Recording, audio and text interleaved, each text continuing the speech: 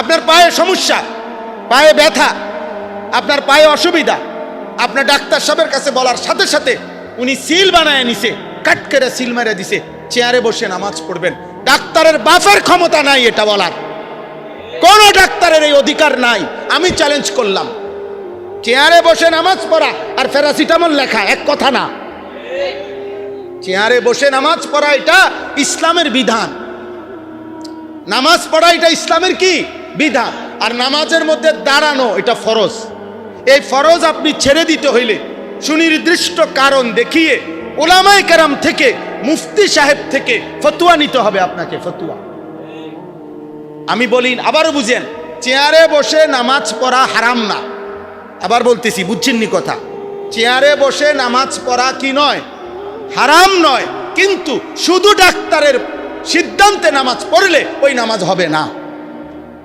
ডাক্তারের এটা অধিকার নেই, এটা একটা ফতোয়া, এটা প্যারাসিটামল না। কথা বুঝেন নাই আমার? চেয়ারে বসে নামাজ পড়বে লোকটা, না বসে নামাজ পড়বে না দাঁড়াইয়া পড়বে, এটা কি ওষুধ না ফতোয়া? এটা শরীয়তের একটা মাসালা না? তো এই মাসালা আর ওষুধ কি বরাবর হয়ে গেল? তো উনি এই সিল মারলো কেন? উনি যে প্রথমেই সিলিটা মাইরা দেয় চেয়ারে বসে নামাজ পড়বে, এই অধিকার উনাকে কে দিল? কথা বলে। আমি তো ওষুধ লিখি না, কারণ আমি তো এই বিষয়টা বুঝি না। তো উনি এই বিষয়টা বোঝে না, উনি এটা লিখবে কেন?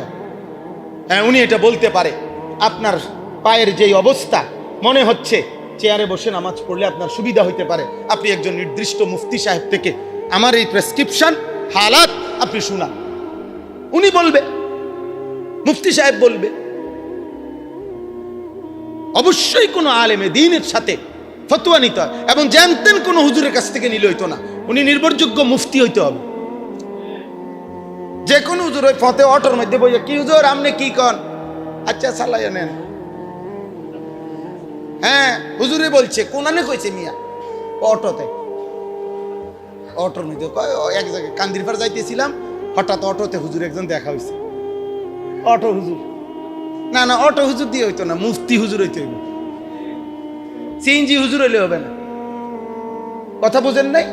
আপনি নির্ভরযোগ্য আলেমের কাছে যে আপনার হালাত বলতে হবে, আপনার হালাত বলতে হবে। আল্লাহ আমাদেরকে বুঝার তৌফিক দান করেন।